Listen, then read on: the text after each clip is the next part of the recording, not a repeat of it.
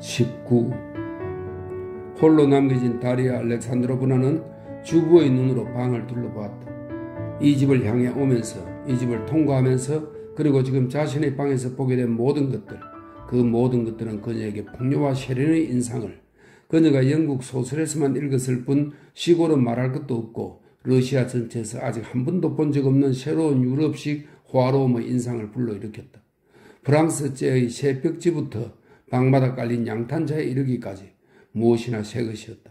용수철 장치가 된 침대에는 매트리스, 독특한 모양의 침대 헤드, 까끌까끌한 실크 커버를 씌운 자그마한 베개가 딸려 있었다. 대리석 세면대, 화장대, 소파, 테이블, 벽난로, 선반 위의 청동시계, 얇은 커튼과 두꺼운 커튼, 모든 것이 값비싼 새 것이었다. 시중을 들러 멋쟁이 하녀의 머리 모양과 옷은 돌리보다 더 신식이었고 하녀는 그 방 전체만큼이나 참신하고 비싸 보였다. 다리아 알렉산드로브나는 그녀의 정중함과 말쑥함과 친절함이 마음에 들었으나 그녀와 함께 있는 것이 불편했다. 다리아 알렉산드로브나는 공교롭게도 실수로 넣어온 기운 블라우스 때문에 하녀 앞에서 부끄러움을 느꼈다. 집에서 그토록 자랑스러워하던 그 헝겊 조각과 덧댄 자리 때문에 수치스러움을 느꼈다. 집에서는 블라우스 6벌을 만드는데 1아르신당 65코페이카인 얇은 무명이 24아르신 필요하므로 수공과 장식을 제외하더라도 15루블 이상이 든다는 것. 따라서 그 15루블을 절약한 셈이라는 것이 분명해 보였다. 그러나 하녀 앞에서는 수치스럽다기보다 불편한 마음이 들었다. 다리아 알렉산드로브나는 오래전부터 알던 안누시카가 방에 들어왔을 때 큰 위안을 느꼈다. 멋쟁이 하녀가 마님의 부름을 받자 다리아 알렉산드로브나는 안누시카와 단둘이 남게 되었다. 안누시카는 부인이 온 것이 무척이나 기쁜 듯 쉬지 않고 짓거려댔다. 돌리는 그녀가 마님의 처지에 대해, 특히 안나 아르카지예브나를 향한 백작의 사랑과 성실에 대해 자신의 의견을 말하고 싶어 한다는 것을 눈치챘다. 그러나 돌리는 그녀가 그것에 대해 이야기를 꺼내려 하자마자 그녀의 입을 막으려고 했다. 안나 아르카지예브나와 전 함께 자랐어요. 그분은 제게 누구보다 소중한 분이에요. 뭐 판단하는 것은 우리의 몫이 아니겠지요. 하지만 어쩌면 말이에요. 그토록 사랑한다면.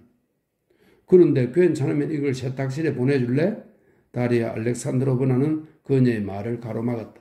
네, 저희 집에는 세탁실을 전담하는 여자가 2명이 있어요. 하지만 속옷이나 시트 같은 린넨 제품은 모두 기계로 빨죠. 백장님이 직접 모든 일을 감독하세요. 얼마나 정말 좋은 남편인지. 안나가 방에 들어와 자신의 등장으로 안누시카의 수다를 막았을 때 돌리는 기뻤다. 안나는 매우 단순한 아마포 옷으로 갈아입었다. 돌리는 그 단순한 옷을 유심히 바라보았다. 그녀는 그러한 단순함이 무엇을 의미하는지, 그것이 얼마나 많은 돈을 들여야 하는지 잘 알고 있었다. 오랜 친구죠. 안나는 안누시카에 대해 말했다. 안나는 이제 더 이상 당황해하지 않았다. 그녀는 완전히 편안하고 침착해 보였다. 돌리는 안나가 이제 자신의 방문이 불러일으킨 인상에서 완전히 깨어나 마치 그녀의 감정과 진실한 생각이 간직된 구획의 문을 잠그기라도 한 듯 피상적이고 무심한 태도를 취하는 것을 보았다. 참, 당신의 어린 딸은 어때요, 안나? 돌리가 물었다. 아니 말이에요. 설명입니다. 그녀는 자기 딸 안나를 아니라고 불렀다 이렇게 되어 있네요. 건강해요. 살이 포동포동 쪘어요. 그 애를 보고 싶어요. 가요. 그 애를 보여줄게요. 보모들 때문에 골치 아픈 일이 아주 많았어요. 그녀가 이야기를 시작했다. 우리는 이탈리아 여자를 유모로 고용했어요. 착하긴 한데 너무 멍청하죠. 우리는 그녀를 내보내고 싶은데 딸아이가 그녀에게 너무 익숙해져 있어서 그냥 계속 두고 있어요. 그런데 어떻게 해결했나요? 돌리는 아기에게 누구의 성을 붙일 것인지에 대한 결론을 꺼내려 했다. 그러자 그녀는 안나가 갑자기 얼굴을 찌푸린 것을 눈치채고 질문의 의미를 바꾸었다. 어떻게 해결했어요? 아기는 벌써 젖을 뗐나요? 하지만 안나는 알아차렸다. 당신이 묻고 싶었던 건 그게 아니잖아요. 아기의 성에 대해 묻고 싶었죠? 그렇죠? 알렉세이도 그것 때문에 괴로워하고 있어요. 아이에게는 성이 없어요. 즉 까레리나라는 거죠. 안나는 속눈썹만 보일 만큼 눈을 가늘게 뜨고 말했다. 하지만 그녀가 갑자기 얼굴을 환하게 빛냈다. 그 문제에 대해서는 나중에 계속 이야기하기로 해요. 가요. 그 애를 보여줄게요. 그 애는 정말 사랑스러워요. 벌써 기어다녀요. 지방 구석구석에서 다리아 알렉산드로브나를 깜짝 놀라게 한 호화스러움은 어린이 방에서 그녀를 더욱더 놀라게 했다. 거기에는 영국에서 주문한 장난감 집마차, 걷기를 가르치기 위한 기구, 아기가 기어다닐 수 있게 일부러 당구대처럼 만든 소파, 요람, 독특한 새 목욕통이 있었다. 모두 영국제의 견고하고 튼튼한 것으로 분명 매우 비쌀 것 같았다. 그 방은 천장이 높고 넓고 환했다. 그들이 안으로 들어가자 루바시카만 입은 아기가 테이블 옆의 작은 팔걸이 의자에 앉아 작은 가슴을 온통 적시며 부용을 먹고 있었다. 어린이 방에서 시중을 드는 러시아 하녀는 아기에게 부용을 먹으면서 자기도 함께 먹고 있었던 것 같았다. 유모도 보모도 없었다. 그들은 옆방에 있었다. 그리고 그곳에서 괴상한 프랑스어로 이야기하는 그들의 말소리가 들렸다. 그들은 그런 언어로만 서로를 이해할 수 있었던 것이다. 안나의 목소리를 듣자 불쾌한 얼굴에 수상쩍은 표정을 지은 화려하고 키 큰 영국인 여자가 들어올린 금발머리를 흔들며 부랴부랴 안으로 들어와 안나가 아무런 비난을 하지 않았는데도 즉시 변명을 늘어놓기 시작했다. 영국인 여자는 안나의 말 한마디 한마디에 황급히 몇 번이나 같은 말을 했다. 네, 마님. 검은 눈썹, 검은 머리칼, 발그레한 뺨, 닭고기 살같이 탄탄하고 팽팽한 살갗, 발거스레한 작은 몸. 비록 아기가 낯을 가리느라 무서운 표정을 짓기는 했어도 다리아 알렉산드로브나는 그 아기가 무척 마음에 들었다. 그녀는 아기의 건강한 모습을 질투하기까지 했다. 그 아이가 기는 모습도 무척 마음에 들었다. 그녀의 아이들 가운데 이렇게 기는 아이는 한 명도 없었다. 아기를 양탄자에 앉히고 옷자락을 뒤로 넘기자 아기는 놀랄 만큼 사랑스러웠다. 아기는 작은 동물처럼 반짝반짝 빛나는 크고 까만 눈동자로 어른들을 둘러보며 사람들이 자기를 감탄의 눈길로 바라보는 것에 기뻐하는 듯했다. 아기는 방긋 웃으며 다리를 옆으로 돌리더니 두 손으로 다부지게 몸을 지탱하며 재빨리 엉덩이를 들어올리고 다시 자그마한 손으로 앞쪽을 붙잡았다. 그러나 다리아 알렉산드로브나는 어린이 방의 전반적인 분위기, 특히 영국인 여자가 마음에 안 들었다. 사람에 대한 나름의 안목을 가진 안나가 그런 무정하고 남부끄러운 영국인 여자를 자기 딸에게 붙인 것에 대해 다리아 알렉산드로브나는 안나의 가정 같은 그런 비정상적인 가정에는 반듯한 여자가 오지 않기 때문일 거라고만 이해했다. 게다가 그들이 주고받는 몇 마디 말을 통해 다리아 알렉산드로브나는 안나가 유모, 보모, 아기와 가까이 지내지 않는다는 것, 어머니의 방문이 이례적인 일이라는 것을 금방 알아차렸다. 안나는 아기에게 장난감을 꺼내주고 싶어 했으나 그것을 참 찾지 못했다. 무엇보다 놀라운 것은 안나가 아기의 이가 몇 개냐는 질문에 틀린 대답을 한 데다 최근에 난 두 개에 대해서는 아직 모르고 있다는 점이었다. 가끔 괴로워요. 내가 이곳에 너무 쓸모없는 것 같았어요. 안나는 어린이 방에서 나오며 문가에 있는 장난감을 피하기 위해 치맛자락을 들었다. 첫 아이 때는 이러지 않았는데. 그 반대인 것 같은데요. 다리아 알렉산드로브나는 머뭇거리며 말했다. 오, 아니에요. 당신도 알고 있죠. 내가 셰로자를 만난 그 말이에요. 안나는 마치 저 멀리 무언가를 응시하는 것처럼 눈을 가늘게 뜨며 말했다. 하지만 그 얘기는 나중에 하기로 해요. 당신은 믿지 못하겠지만 난 갑자기 눈앞에 펼쳐진 진수성찬을 보고 무엇부터 손을 대야 할지 모르는 굶주린 사람 같아요. 진수성찬이란 바로 당신, 그리고 내 앞에 놓인 당신과의 대화죠. 내가 그 누구와도 할 수 없었던 얘기 말이에요. 난 무슨 얘기부터 시작해야 할지 모르겠어요. 하지만 난 당신을 가만히 내버려 두지 않을 거예요. 난 모든 걸 털어놓아야 해요. 그래요. 당신이 우리 집에서 본 일행들에 대한 간단한 설명부터 해야겠군요. 그녀는 이야기를 시작했다. 부인들에 대해 먼저 이야기할게요. 바르바라 공장 영애, 당신도 그녀를 알죠? 난 그녀에 대한 당신과 스티바의 생각을 잘 알고 있어요. 스티바는 그녀의 생의 목표가 오직 자신이 그 언니인 까체리나 파블로브나보다 더 뛰어나다는 것을 입증하는 거라고 말하죠. 그 말은 다 사실이에요. 하지만 그녀는 착해요. 그리고 난 그녀에게 무척 고마워하고 있어요. 베테르부르크에 있을 때 샤프롱, 즉 사교에 나가는 젊은 여성의 보호자 노릇을 하는 여자를 말합니다. 샤프롱이 필요한 순간이 있었어요. 그때 우연히 그녀를 만났죠. 하지만 정말 그녀는 착한 여자예요. 그녀는 나의 처지를 아주 편하게 해 주었어요. 당신은 내 처지의 온갖 어려움을 이해하지 못할 거예요. 그곳에서 베테르부르크에서 그녀는 덧붙였다. 이곳에서 난 더할 나위 없이 평온하고 행복해요. 그 이야기도 나중에 해요. 다른 사람들에게 대해서도 계속 설명해야 하니까요. 다음은 스비아시스키. 그는 귀족 회장이고 매우 점잖은 사람이에요. 하지만 그는 알렉세이에게 무언가를 바라고 있죠. 당신도 이해하겠지만 우리가 시골에 정착한 후 알렉세이는 그의 재산 때문에 상당한 영향력을 갖게 되었거든요. 그 다음은 투비케비치. 당신도 그 사람을 본 적 있죠? 전에 베시를 따라다녔잖아요. 이제 버림을 받아서 우리 집에 와 있어요.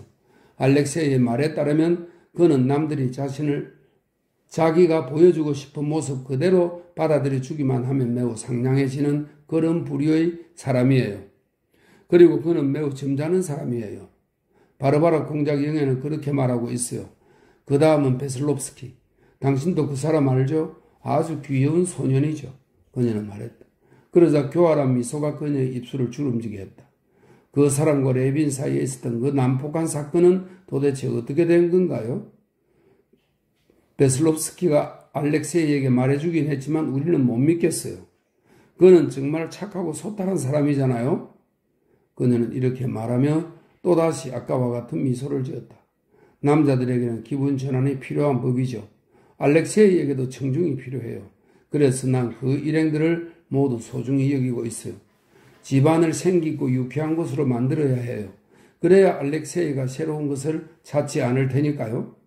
그 다음은 독일인 집사. 아주 좋은 사람이고 자기 업무에 대해 잘 알고 있어요. 알렉세이는 그를 아주 높이 평가해요. 그 다음에는 의사. 이 젊은이는 완전히 니힐리스트는 아니지만 있잖아요. 자기의 작은 칼로 음식을 먹곤 해요. 하지만 아주 훌륭한 의사예요. 그 다음은 건축가. 작은 궁전 같네. 20. 자, 공작 형제님, 돌리를 데려왔어요. 돌리를 몹시 만나고 싶어 했잖아요. 안나는 다리아 알렉산드로브나와 함께 넓은 석조 테라스로 나오며 이렇게 말했다. 테라스 그늘 아래에는 바르바라 공작 영예가 자수틀 너머에 앉아 알렉세이 키릴로비치 백작을 위해서 안락 의자의 시트에 술을 놓고 있었다. 이분은 저녁 전까지 아무것도 먹고 싶지 않대요. 그래도 공작 영예님이 가벼운 식사거리라도 내오라고 일러주세요. 난 나가서 알렉세이를 찾아 일행들을 모두 데리고 올게요. 바르바라 공작 영예는 친절하게 그리고 다소 보호자 같은 태도로 돌리를 맞이했다. 그리고 곧 자신이 안나의 집에 머물고 있는 이유를 돌리에게 설명하기 시작했다. 그녀는 언제나 안나를 양육한 자기의 언니 까체리나 파블로브나보다 자기가 안나를 더 사랑했고 모두가 안나를 저버린 지금도 지극히 고통스러운 이 과도기에 안나를 돕는 것을 자신의 의무로 여긴다는 것이었다. 안나의 남편은 안나와 이혼해 줄 거다. 그때가 되면 나도 다시 나의 은둔지로 돌아갈 거야. 하지만 지금은 내가 그에게 도움이 될 수 있으니 다른 사람들과 다르게 내 의무를 다할 생각이다. 그 일이 내게 아무리 힘들더라도 말이다. 그런데 넌 정말 착하구나. 여기 온 건 정말 잘한 행동이야. 두 사람은 완전히 천생배필처럼 지내고 있어. 저들을 심판하는 건 하나님이지 우리가 아니야. 과연 비루조프스키와 아베니예바가 그리고 니칸드로프는 베실리오프와 마보노브나는 리자 넵투노바는 과연 사람들이 아무 말도 하지 않았을까? 그래도 다들 그들을 받아들이는 것으로 일이 마무리됐어. 그건 그렇고 정말 예쁜 인테리어지. 안목도 뛰어나고 영국풍이 강해. 우리는 아침에 모여 식사를 하고 제각기 흩어진단다. 다들 만찬 때까지는 자기가 하고 싶은 것을 하지. 만찬은 7시야. 스티바가 늘 이곳으로 보낸 건 아주 잘한 거다. 스티바도 저들 편에 서야지. 너도 알겠지만 알렉세이는 자기 어머니와 형을 통해 무엇이든 할 수 있어. 그리고 저들은 좋은 일을 많이 하고 있지. 그가 너에게 자신의 병원에 대해 말하지 않았니? 그것은 아주 멋질 거야. 모든 자재를 파리에서 들여오거든. 그들의 대화는 당구장에서 남자들 일행을 찾아내어 그들과 함께 테라스로 돌아온 안나 때문에 중단됐다. 만찬 때까지는 아직 시간이 많이 남았고 날씨도 무척 좋았다. 그래서 남은 2시간을 보낼 다양한 방법이 제시되었다. 보즈드 비젠스코에는 시간을 보낼 방법이 아주 많았다. 그리고 그것들을 모두 포크롭스코에서 하던 것과 달랐다. 편을 나누어 론 테니스를 하지요. 베슬롭스키가 특유의 아름다운 미소를 지으며 제안을 했다. 안나 아르카지예브나, 우리 이번에도 한조가 됩시다. 아니, 더워. 정원을 산책하거나 보트를 타면서 다리아 알렉산드로브나에게 강가를 보여드리는 편이 나을 거야. 브론스키가 제안했다. 나 뭐든 찬성이야. 스비아시스키가 말했다. 돌리는 산책을 가장 좋아할 것 같아요. 그렇지 않아요? 그런 다음 보트를 타러 가요. 안나가 말했다. 그렇게 하기로 결정됐다. 베슬롭스키와 투시케비치는 강가 욕장으로 가서 보트를 준비하고 기다리기로 약속했다. 안나와 스비아시스키, 돌리와 브론스키 이렇게 두 쌍이 오솔길을 따라 걸었다. 돌리에게는 자기가 처한 아주 새로운 환경이 당황스럽기도 했고 걱정스럽기도 했다. 추상적으로 이론적으로 돌리는 안나의 행동을 정당화했을 뿐 아니라 그것을 찬성하기까지 했다. 일반적으로 나무랄 데 없이 도덕적인 여자들이 종종 그러듯 도덕적인 생활의 단조로움에 실증난 그녀는 멀리서 불륜의 사랑을 용서했을 뿐 아니라 안나를 질투하기까지 했다. 게다가 그녀는 안나를 진심으로 사랑했다. 하지만 사실 다리아 알렉산드로브나는 자신이 모르는 그런 사람들 틈에서 자신에게는 너무나 새로운 고상한 품격을 갖춘 사람들 틈에서 안나를 본 후 불편한 마음이 들었다. 특히 그녀는 바르바라 공작 영예를 보는 것이 불쾌했다. 바르바라 공작 영예가 자신이 누리는 안락함 때문에 그들의 모든 것을 용서했기 때문이었다. 대체로 추상적으로 돌리는 안나의 행동을 지지했다. 그러나 그런 행동을 하게 만든 사람을 보는 것은 그녀에게 불행한 일이었다. 게다가 그녀는 한 번도 브론스키를 좋아한 적이 없었다. 그녀는 그를 매우 오만한 사람이라 생각했고 그에게서 재산 외에는 오만해할 만한 이유를 보지 못했다. 그러나 그는 자신의 의지와는 달리 이곳 바로 그 자신의 집에서 그녀에게 예전보다 더욱더 위압감을 주었다. 그래서 그녀는 그와 마음 편히 있을 수 없었다. 그녀는 그에게서 블라우스 때문에 하녀 앞에서 겪은 것과 비슷한 감정을 느꼈다. 블라우스 때문에 하녀 앞에서 수치스럽다기보다 거북한 감정을 느낀 것처럼 그녀는 그와 있는 동안 바로 자기 자신 때문에 수치스럽다기보다 불편한 감정을 계속 느끼고 있었다. 돌리는 자신이 당황하고 있음을 느끼고 화제를 찾았다. 그녀는 그가 오만함 때문에 그의 집과 정원에 대한 칭찬을 불쾌하게 여길 거라고 생각하긴 했으나 딱히 다른 화제를 찾을 수가 없어서 그에게 그의 집이 정말 마음에 든다고 말했다. 네, 매우 아름다운 건축물입니다. 게다가 멋지고 고풍스러운 양식을 띠고 있지요. 그가 말했다. 형광 계단 앞의 안뜰이 정말 마음에 들어요. 예전에도 저 모습이었나요? 오, 아닙니다. 그는 말했다. 그리고 그의 얼굴이 기쁨으로 환하게 빛났다. 당신이 올 봄에 저 안뜰을 보셨어야 하는데. 그러더니 그는 처음에는 조심스럽게 그 다음에는 점점 더 열광적으로 집과 정원의 다양한 세부적인 장식에 그녀의 주의를 돌리기 시작했다. 자신의 영지를 개선하고 꾸미는데 많은 노력을 쏟은 브론스키는 새로운 사람 앞에서 그것을 자랑할 필요를 느끼고 있었으므로 다리아 알렉산드로브나의 칭찬에 진심으로 기뻐했다. 만약 병원을 둘러보고 싶으시다면 그리고 피곤하지 않으시다면 병원이 이곳에서 그다지 멀지 않으니 같이 가보시겠습니까? 그는 그녀가 정말 지루해하지 않는지 확인하기 위해 그녀의 얼굴을 흘낏 쳐다보며 말했다. 당신도 같이 갈 거지 않나? 그는 그녀를 돌아보았다. 같이 가요. 어때요? 그녀는 스비아시스키를 돌아보았다. 하지만 가엾은 베슬롭스키와 투비게비치를 보트에서 지치게 내버려 두면 안 되죠. 그들에게 사람을 보내서 알려요. 네, 그것은 알렉세이가 이곳에 남긴 기념비예요. 안나는 아까 병원에 대해 말할 때와 똑같이 모든 것을 훤히 알고 있다는 듯한 교활한 미소를 지으며 돌리를 돌아보았다. 오, 자본이 많이 들어가는 일이지. 스비아시스키가 말했다. 하지만 그는 브론스키에게 맞장구를 치는 것처럼 보이지 않기 위해 즉시 다소 비난조의 언급을 덧붙였다. 하지만 백작, 난 깜짝 놀랐네. 그는 말했다. 자네처럼 복음 방면에서 많은 일을 하는 사람이 학교에는 그토록 무심하니 말이야. 학교는 너무 진부한 사업이 됐잖아. 브론스키는 말했다.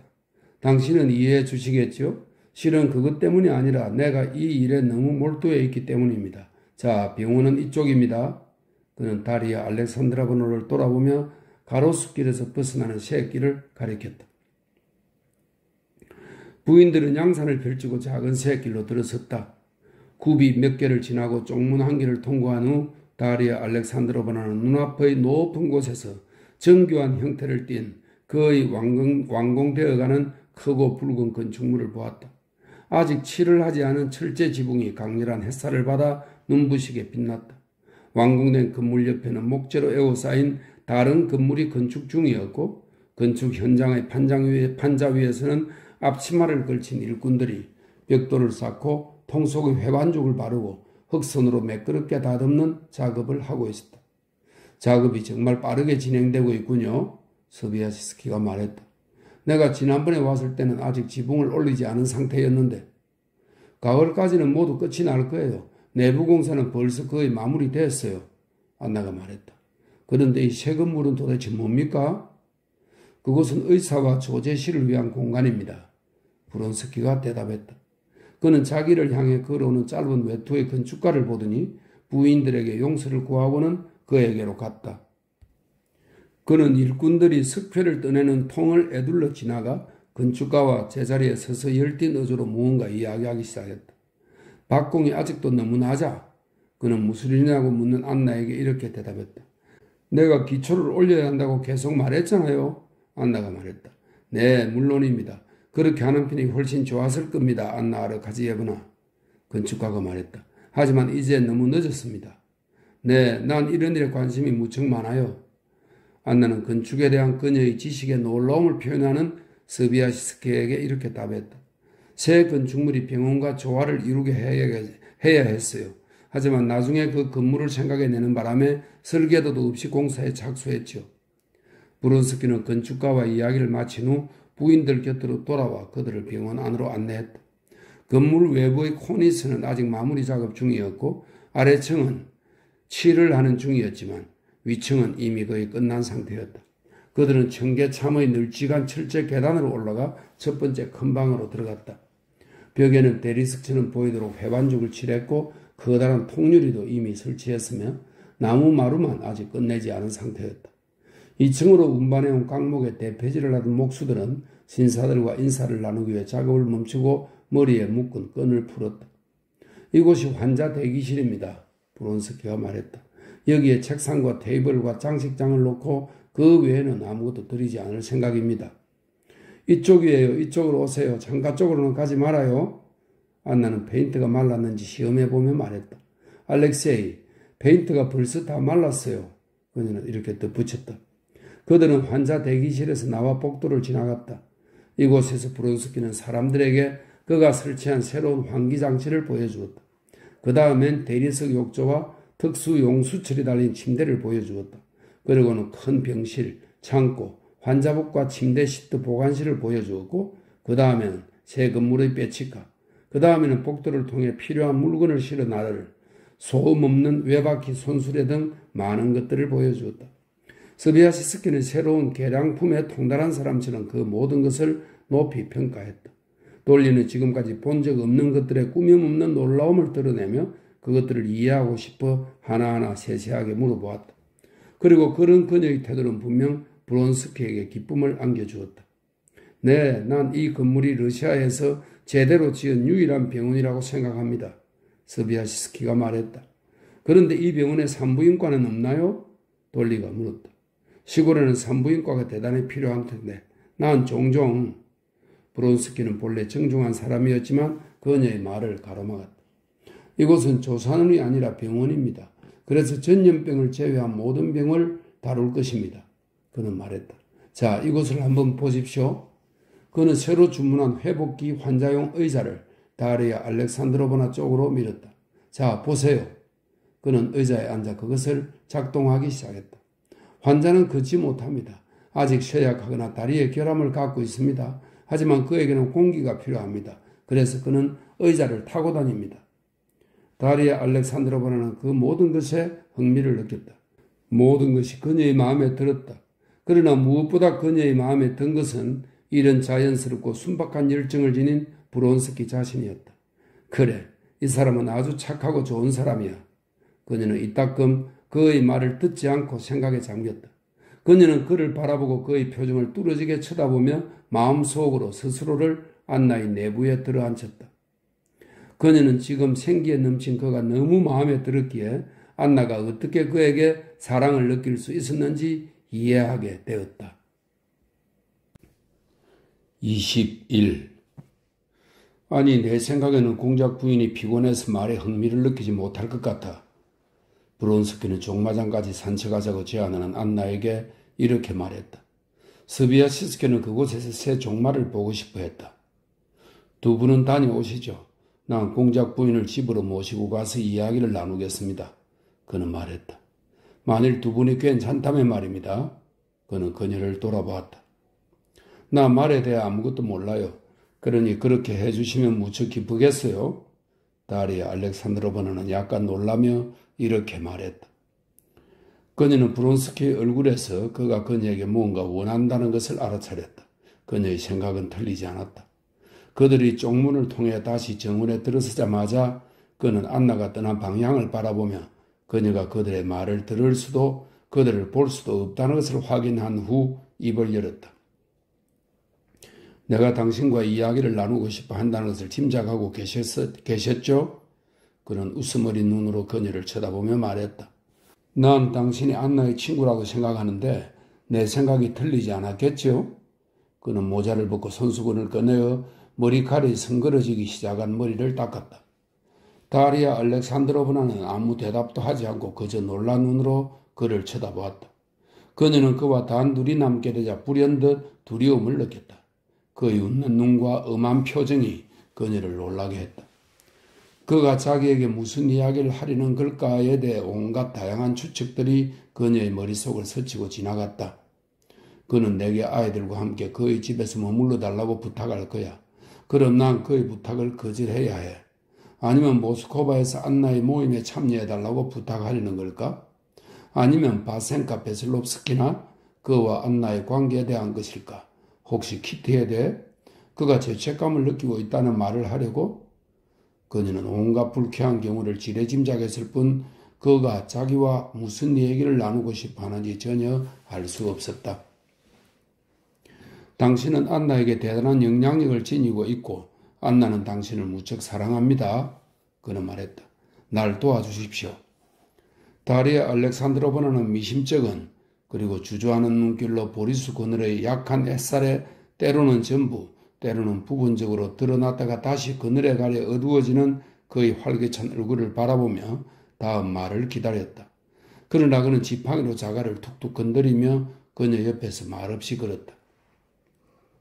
당신이 안나의 예전 친구들 가운데 유일한 여성인 당신이 우리에게 온 것은 난 바르바라 공작 영예를 안나의 친구라고 생각지 않았습니다. 아무튼 당신이 그렇게 한 것은 당신이 우리의 처지를 정상적이라고 생각해서가 아니라 이런 처지의 모든 어려움을 잘 알면서도 여전히 그녀를 사랑하고 그녀를 돕고 싶어 하기 때문이라는 것을 난 알고 있습니다. 내가 당신을 그렇게 이해해도 되겠습니까? 그는 그녀를 돌아보며 물었다. 오, 그럼요. 다리아 알렉산드로바나는 양산을 접으며 대답했다. 하지만 아닙니다. 그는 그녀의 말을 가로막고는 그런 자신의 행동이 상대방을 거북한 입장에 빠뜨릴 수 있다는 것도 잊은 채 무의식적으로 그 자리에 멈추었다. 그래서 그녀도 어쩔 수 없이 멈춰서야 했다. 안나가 처한 상황의 온갖 어려움을 나만큼 절실하고 강하게 느끼는 사람은 아무도 없습니다. 그리고 그것이 당연하지요. 만약 당신이 나에게 나 역시 심장을 가진 사람이라고 생각할 영광을 주신다면 말입니다. 난 이런 처지를 초래한 장본인입니다. 그래서 그것을 느끼는 겁니다. 이해해요. 다리아 알렉산드로브나는 진실하고 확고하게 그 말을 하는 그의 모습에 무의식적으로 빠져들며 이렇게 말했다. 하지만 당신은 스스로를 원인이라고 느끼기 때문에 과민 반응을 하는 것 같은데요. 그녀의 처지는 사교계에서 참 난감하죠. 이해해요. 그녀가 말했다. 사교계에서 그녀의 처지는 지옥이나 마찬가지였습니다. 그는 음울하게 얼굴을 찌푸리며 빠르게 말했다. 그녀가 2주 동안 빼때려 부르고 해서 겪은 것보다 더 심한 도덕적 고통은 상상할 수도 없습니다. 그것을 믿어주셨으면 합니다. 그래요. 하지만 이곳에서는 안나가 당신들이 사교육에 대한 필요를 느끼지 않는 한 사교육에요. 그는 경멸을 드러내며 말했다. 내가 사교육에 무슨 필요를 느낄 수 있겠습니까? 그때까지는 영원히 그럴 수도 있겠죠. 당신들은 행복하고 평온한 거예요. 난 안나에서 그녀가 행복하다는 사실, 완벽할 정도로 행복하다는 사실을 보았어요. 그녀는 이미 내게 그 점을 충분히 전했어요. 다리아 알렉산드로브나는 미소를 지으며 말했다. 그리고 그렇게 말하면서 지금 그녀는 자기도 모르게 안나가 정말로 행복한지 의심이 들었다. 하지만 브론스키는 그 점을 의심하지 않는 것 같았다. 네, 그렇습니다. 그는 말했다. 난 그녀가 그 모든 고통 이후에 다시 기운을 차린 것을 압니다. 그녀는 행복해요. 그녀는 현재에 행복해합니다. 하지만 나는요. 난 무엇이 우리를 기다릴지 두렵습니다. 죄송합니다. 당신은 계속 걷고 싶으시겠죠? 아니에요. 아무래도 좋아요. 그럼 여기 좀 앉으시죠. 다리아 알렉산드로브나는 가로수길의 한 구석에 있는 정원의 벤치에 앉았다. 그는 그녀 앞에 섰다. 그녀가 행복하다는 것을 압니다. 그는 거듭 말했다. 그러자 안나가 정말 행복한지에 대한 의혹이 다리아 알렉산드로브나의 마음속에 더욱 강하게 일었다. 하지만 그것이 이렇게 계속될 수 있을까요? 우리의 행동이 옳은가 그른가는 별개의 문제입니다. 하지만 주사위는 던져졌습니다. 그는 러시아어에서 프랑스어로 바꾸며 말했다. 그리고 우리는 평생 엮이게 되었습니다. 우리는 우리에게 가장 성스러운 사랑의 매듭으로 결합되었습니다. 우리에게는 아이도 하나 있고 앞으로 더 생길지도 모릅니다. 하지만 우리의 처지에 따르는 온갖 조건들과 법이 그렇지 않습니까? 숱한 복잡한 일들이 생길 텐데 말이죠. 그녀는 모든 고통과 시련을 겪은 후 이제 겨우 숨을 돌리게 되었는데 상황을 보지도 보려 하지도 않습니다. 그것도 이해가 됩니다. 하지만 난 보지 않을 수 없단 말입니다. 내 딸이 법적으로 내 딸이 아니라 카레닌의 딸이니까요. 난 이런 거짓을 원하지 않습니다. 그는 열정적인 부정의 몸짓과 함께 말하면서 우울하고도 의문에 찬 눈빛으로 다리아 알렉산드로브나를 바라보았다.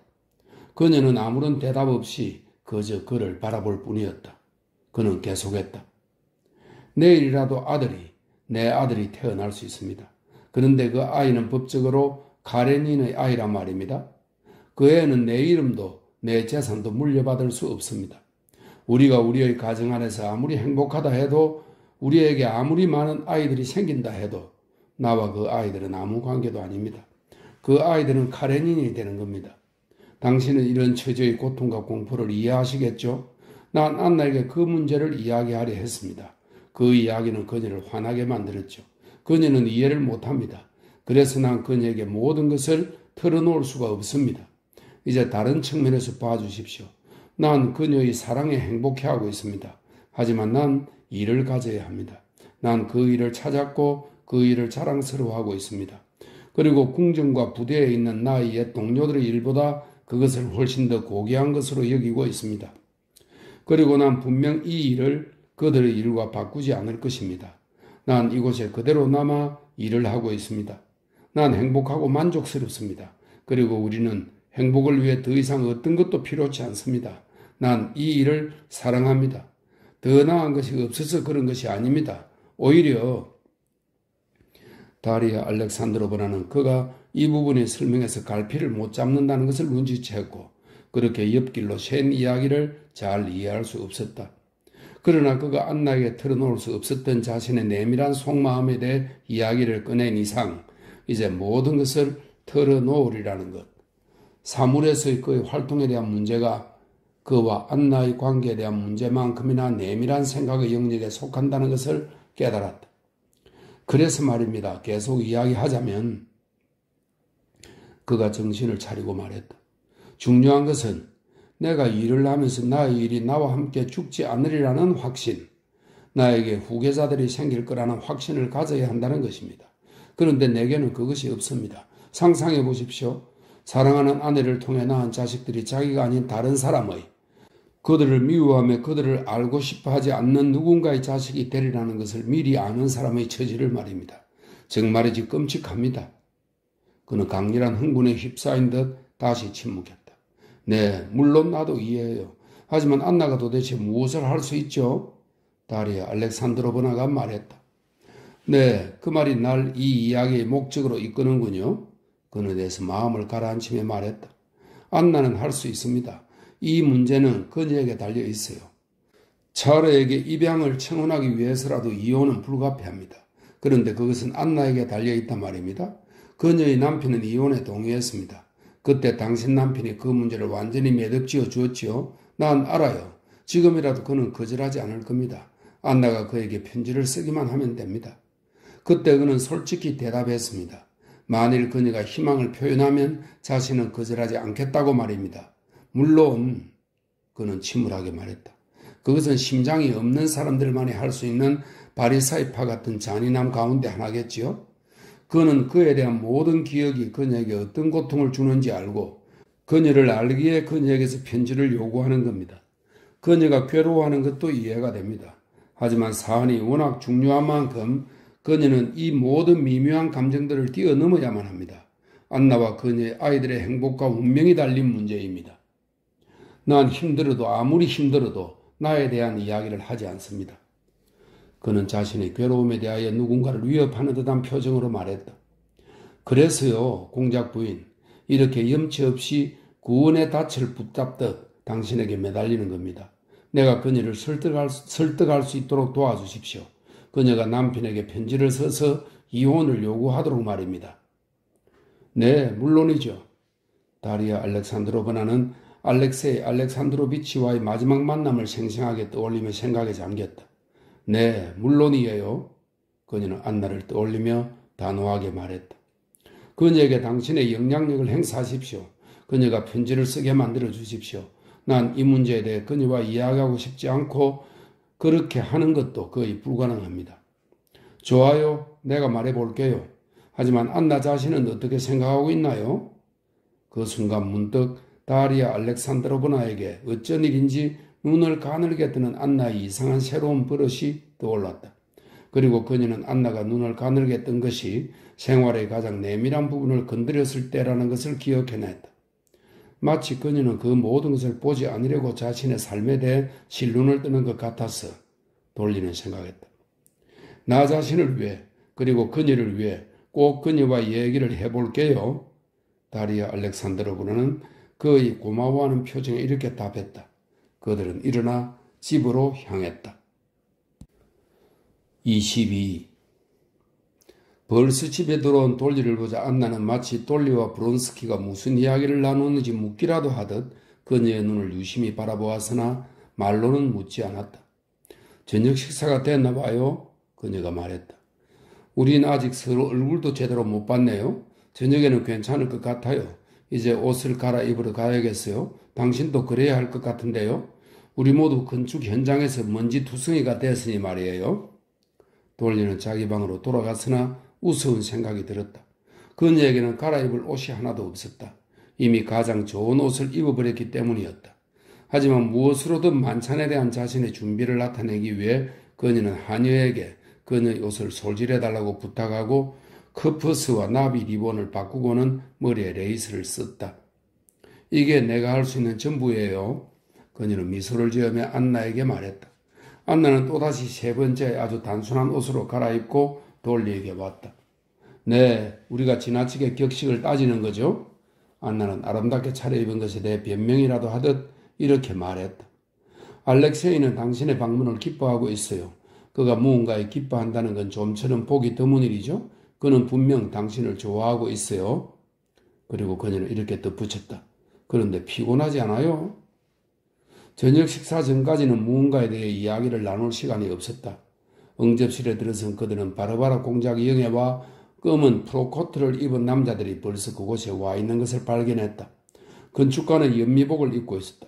브론스키는 손님에게 의사와 집사를 소개했다. 그는 병원에서 돌리에게 건축가를 이미 소개했었다.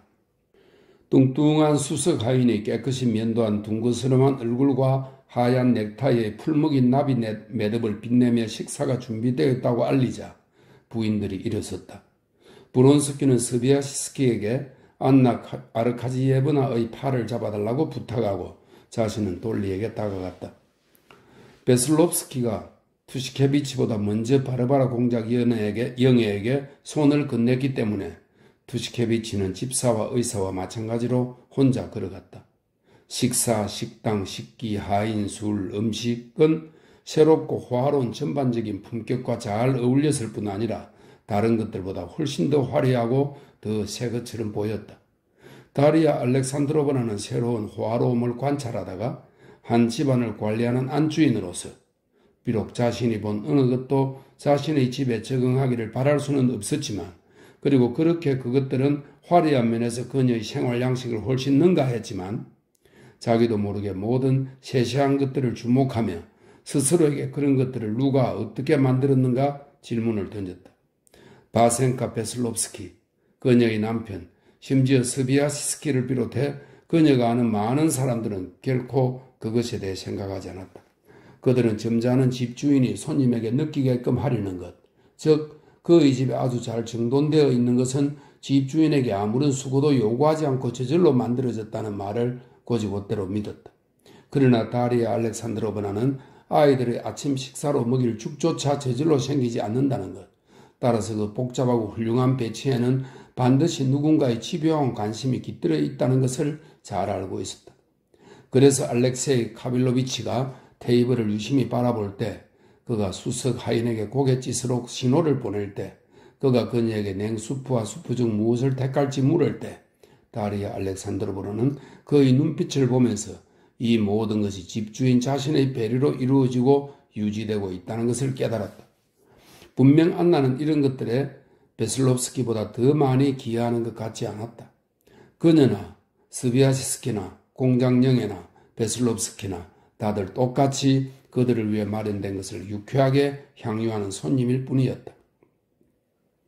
안나는 대화를 이끌어간다는 면에서만 안주인이었다. 그리고 안주인으로서는 정말로 쉽지 않은 그 대화, 그다지 크지 않은 테이블에서 집사나 건축가 같은 사람들, 즉 익숙하지 않은 화려함에 기죽지 않으려 애쓰고 공통의 대화에 오래 참여할 수 없는 완전히 다른 세계의 사람들이 참석한 가운데 이루어지는 그 대화, 그 어려운 대화를 안나는 평소의 재치와 자연스러움으로 다리아 알렉산드로브나가 눈치챈 대로 즐거움마저 느끼며 해나가고 있었다.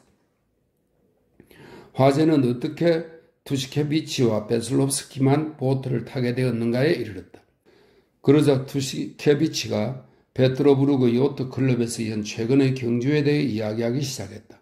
하지만 안나는 이야기가 잠시 멈출 때를 기다리다 건축가를 침묵에서 끌어내기 위해 곧바로 그에게 말을 걸었다. 니콜라이 이바니치가 깜짝 놀랐어요. 그녀는 스비아시스키에 대해 이야기했다. 그가 지난번에 이곳에 다녀간 뒤로 어떻게 새 건물이 들어설 수 있냐고요. 하지만 나 역시 매일 그곳을 떠나들면서도 공사가 어찌나 빨리 진척되는지 날마다 놀랐다니까요. 백장님과 함께 일하니 좋습니다. 건축가가 미소를 지으며 말했다. 그는 자신의 지위에 대한 자각을 지닌 정중하고 조용한 사람이었다. 현층의 일을 할 때와는 전혀 다르죠. 그 사람들과 일할 때는 서류를 산더미같이 작성해야 할 부분에서 백장님에게는 그저 보고만 하면 함께 상의를 하고 단 3마디로 일이 끝나니까요. 미국식 방법이죠. 스비아시스키는 씩 웃으며 말했다. 네, 그곳에서는 건물을 합리적으로 짓지요. 화제는 미 합중국의 권력 남용 문제로 옮겨갔다. 그러나 안나는 곧 집사를 침묵에서 깨우기 위해 그 화제를 다른 주제로 이끌었다. 탈곡기를 본 적이 있어요? 그녀는 다리아 알렉산드로브나에게 말을 걸었다. 우리가 당신을 만났을 때 우리는 탈곡기를 구경하고 오는 길이었어요. 나도 그것을 본 건 처음이에요. 그 기계는 도대체 어떻게 작동하는 건가요? 돌리가 물었다. 가위와 똑같아요. 한 장의 판자와 많은 작은 가위로 만들어졌죠. 이렇게요. 안나는 반지로 덮인 아름답고 하얀 손으로 가위와 포크를 쥐고서 설명을 시작했다. 그녀는 분명 자기 설명으로는 아무것도 이해할 수 없다는 것을 알았을 것이다. 그러나 자신의 이야기가 유쾌하다는 것과 자신의 손이 아름답다는 것을 알았기에 설명을 계속했다. 오히려 펜나이프에 가깝죠. 베슬롭스키는 그녀에게서 눈을 떼지 않고 장난스럽게 말했다. 안나는 보일 듯 말 듯한 미소를 지었지만 그에게 대답하지는 않았다. 가위 같지 않나요? 카로를 페도리치. 그녀는 집사에게 말을 걸었다. 오, 그렇습니다. 독일인이 말했다. 그것은 아주 단순한 것입니다. 그리고 그는 기계의 구조를 설명하기 시작했다. 그 기계가 다발로 묶지 않는 것이 유감스러군요. 난 빈 박람회에서 그런 기계를 보았습니다. 철사로 묶더군요. 스비아시스키가 말했다. 그런 것이 더 쓸모가 있을 텐데요. 모든 것은 결국 철사의 비용을 고려해야만 합니다. 침묵에서 깨어난 집사는 브론스키를 돌아보았다. 그것을 계산해 볼 수 있습니다, 백장님. 독일인의 손은 이미 호주머니에 가 있었다. 거기에는 그가 모든 것을 계산하여 기록해 둔 연필을 끼워 놓은 작은 공책이 들어있었다. 하지만 식사 중이라는 것을 기억하고 브론스키의 차가운 시선을 눈치챈 그는 자신을 억제했다. 너무 복잡해서 몹시 번거로울 겁니다. 그렇게 그는 말을 맺었다. 수입을 얻고자 하는 자는 성가신 일도 감수해야지요. 바센카 베슬롭스키는 독일인을 놀리며 말했다. 난 독일을 열렬히 사랑합니다. 그는 다시 똑같은 미소를 띠며 안나를 돌아보았다. 그만하세요. 그녀는 그에게 농담조로 엄하게 말했다. 우리는 당신을 들판에서 만나게 되리라 생각했어요. 바셀리 셰무니치. 그녀는 병약한 사내인 의사에게 말을 걸었다. 당신도 그곳에 있었나요? 저도 그곳에 있었지만 정발해버렸죠. 의사는 우울한 익살과 함께 대답했다. 그럼 충분히 산책을 했겠네요? 굉장히요. 그런데 그 할머니는 건강이 어떠신가요? 티푸스가 아니었으면 좋겠는데. 티푸스일 수도 있고 아닐 수도 있겠죠. 하지만 상태가 아주 좋지는 않습니다. 정말 안 됐어요. 안나가 말했다. 그리고는 그런 식으로 집안의 식솔들에게 적당한 인사치레를 하고 자신의 친구들에게 고개를 돌렸다. 하지만 당신의 이야기를 들으면 기계를 만들기가 어려울 것 같습니다. 안나 아르카지예브나. 스비아시스키가 농담조로 말했다. 아니 왜요? 안나는 미소를 지으며 말했다.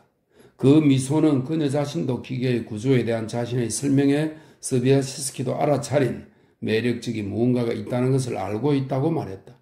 젊은 여자의 교태라는 이 새로운 특징은 돌리에게 불쾌한 느낌을 주었다. 하지만 그 대신 건축에 대한 안나 아르카지예브나의 지식은 놀라울 정도군요. 투시케비치가 말했다. 물론이죠. 난 어제 안나 아르카지예브나가 기둥과 주춧돌이라고 말하는 것을 들었습니다. 베슬롭스키가 말했다. 내가 맞게 말하고 있습니까? 그처럼 숱하게 보고 듣는다면 전혀 놀라울 것도 없죠. 안나가 말했다. 그런데 당신은요? 혹시 집을 무엇으로 만드는지도 모르는 게 아닌가요? 다리아 알렉산드로브나는 안나가 자신과 베슬롭스키 사이에 오가는 경박한 말투에 불쾌해하면서도 자기도 모르게 그것에 빠져드는 모습을 보았다. 브론스키는 이런 경우에 레빈과는 전혀 다른 식으로 행동했다. 그는 분명 베슬롭스키의 잡담을 전혀 대수롭지 않게 생각하는 듯 했고 오히려 그러한 농담을 부추기기까지 했다. 자, 그럼 말해봐요, 베슬롭스키. 무엇으로 돌을 붙입니까? 물론 세멘트지요. 브라보, 그럼 시멘트가 뭐지요? 그러니까 풀과 비슷한 건데, 아니, 접착제.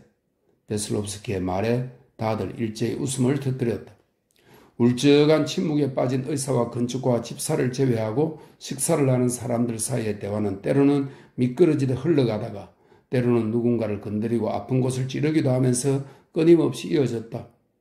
한 번은 다리아 알렉산드로브나가 아픈 곳을 찔려 얼굴이 빨개지도록 흥분했다가 나중에 자신이 쓸데없는 말이나 불쾌한 말을 하지는 않았는지 떠올리기도 했다.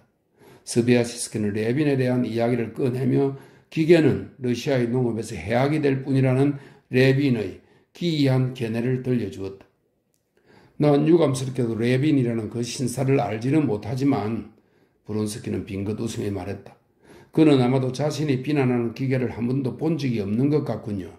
설사 그가 눈으로 보고 시험해 보았다 해도 그것은 고작해야 외국 제품이 아니라 무슨 러시아 제품이었을 겁니다. 거기에서 도대체 무슨 시각이 생길 수 있겠습니까? 대체로 튜르크식 시각이군요. 베슬롭스키는 안나를 돌아보며 미소 띤 얼굴로 말했다. 내가 그의 견해를 방어해 줄 수는 없지만 말이에요. 다리아 알렉산드로브는 얼굴을 확 붉히며 말했다. 난 그가 상당한 교양을 갖춘 사람이라는 점은 말할 수 있어요. 만일 그가 이 자리에 있었다면 그는 여러분에게 어떤 대답을 해야 할지 알았을 거예요. 하지만 난 그렇게 할 수가 없네요. 난 그를 매우 좋아합니다. 그와 나는 절친한 친구 사이입니다. 스비아시스키는 선량한 미소를 지으며 말했다. 하지만 용서하십시오. 그는 다소 별난 사람입니다. 예를 들어 그는 잼스트보도 지방법원도 모두 불필요하다고 주장하며 그 어느 곳에도 참여하려 하지 않습니다. 그것이 우리 러시아인들의 무관심이라는 거죠. 브론스키는 얼음같이 찬 유리병의 물을 다리 달린 가나다란 컵에 따르며 말했다. 우리의 권리가 우리에게 부여한 의무를 깨닫지 못하는 겁니다. 그래서 그런 의무를 부정하는 것이고요. 난 그 사람보다 더 엄격하게 자신의 의무를 수행하는 사람을 본 적이 없어요. 다리아 알렉산드로브나는 브론스키의 우울감에 젖은 태도에 화가 나서 이렇게 말했다. 난 반대로 브론스키는 계속 말을 했다. 그는 어쩐 일인지 이 화재로 아픈 곳을 찔린 게 분명했다. 난 반대로 여러분이 보다시피 이런 사람이지만 저기 니콜라이 이바니치 괄호 속의 설명입니다. 그는 스비아시스키를 가리켰다. 스비아시스키를 니콜라이 이바니치라고 부르는 모양이네요. 니콜라이 이바니치 덕분에 내게 주어진 명예에 대해서 매우 감사하고 있습니다. 그는 날 명예로운 치안 판사로 선출해 주었죠. 나는 법정에 나가 농부와 말에 대한 사건을 재판하는 것이 내가 할 수 있는 모든 일과 마찬가지로 중요하다고 생각합니다. 그리고 만약 내가 의원으로 뽑힌다면 난 그것을 영예로 생각할 겁니다. 그것만이 내가 지주로서 누려온 이익에 보답할 수 있는 유일한 길이죠. 불행하게도 사람들은 대지주들이 국가에서 짊어져야 할 의미를 이해하지 못합니다. 다리아 알렉산드로브나는 그의 말을 듣고 있자니 이상한 생각이 들었다. 어떻게 그는 저래도 태연하게 자기 집의 테이블에서 자신의 정당성을 확신할 수 있을까? 그녀는 반대 의견을 지닌 레빈도 자기 집 테이블에서는 자신의 판단에 대해 그와 똑같이 단호하다는 것을 기억해냈다. 하지만 그녀는 레빈을 좋아했기에 그의 편이었다. 그럼 우리가 다음 회합에서 당신을 백작을 만나게 되리라 기대해도 되겠습니까? 스비아시스키가 말했다.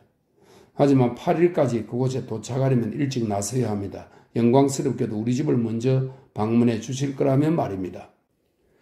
하지만 난 당신의 생각에 어느 정도 찬성하는 편이에요. 안나가 말했다. 단 그 사람과 같은 방식은 아니지만요.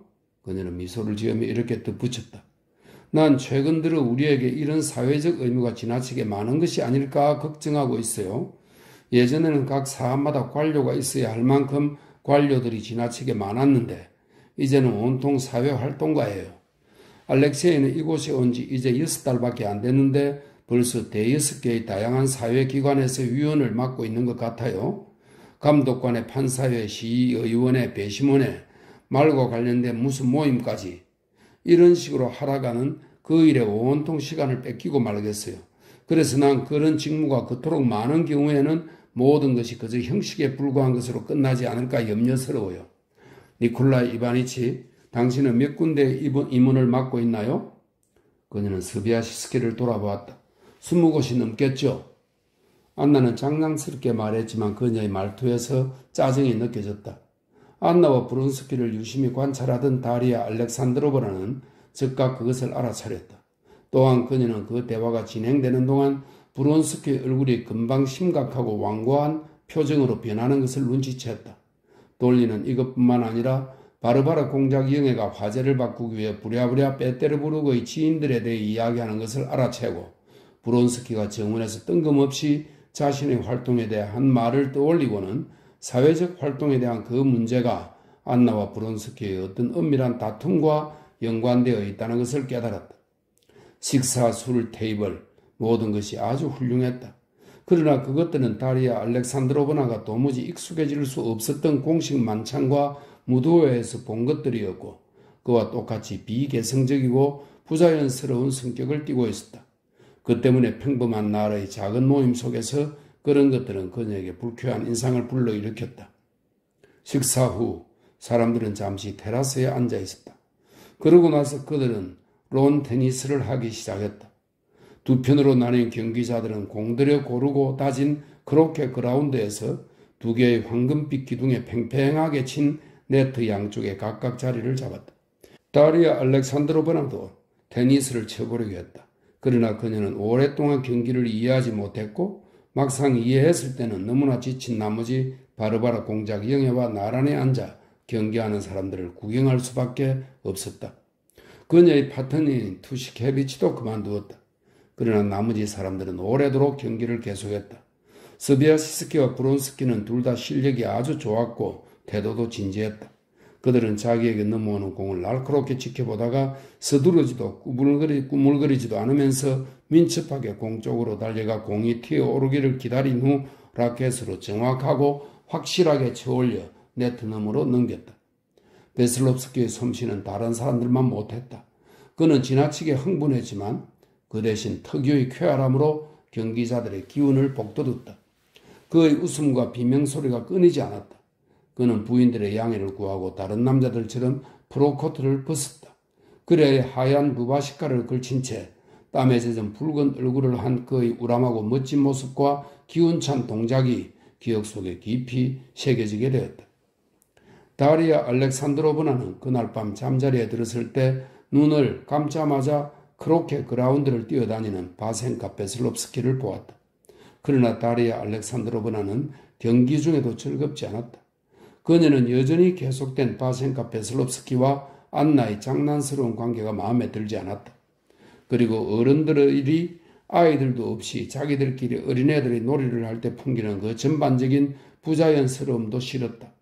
그러나 다른 사람들의 기분을 상하게 하지 않고 어떻게든 시간을 보내기 위해 그녀는 휴식을 취한 후 다시 경기에 참가하여 즐거운 척했다.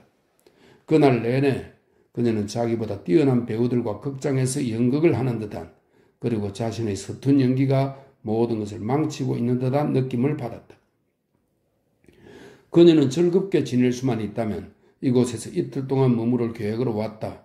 그러나 바로 그날 저녁 경기를 하는 동안에 이튿날 떠나기로 결심했다. 이곳에 오는 동안 그토록 정오했던 어머니로서의 괴로운 걱정들이, 그런 것들 없이 하루를 보낸 지금에 와서는 다른 빛으로 나타나 그녀를 끌어당기기 시작했다. 저녁의 차모임과 밤의 뱃놀이 후 혼자 자기 방으로 가서 옷을 벗고 잠잘 준비를 위해 성긴 머리칼을 빗으려고 앉았을 때 다리아 알렉산드로브나는 커다란 안도감을 느꼈다. 이제 곧 안나가 올 거라고 생각하니 불쾌한 기분마저 들었다. 그녀는 혼자 자신의 상념에 잠기고 싶었다.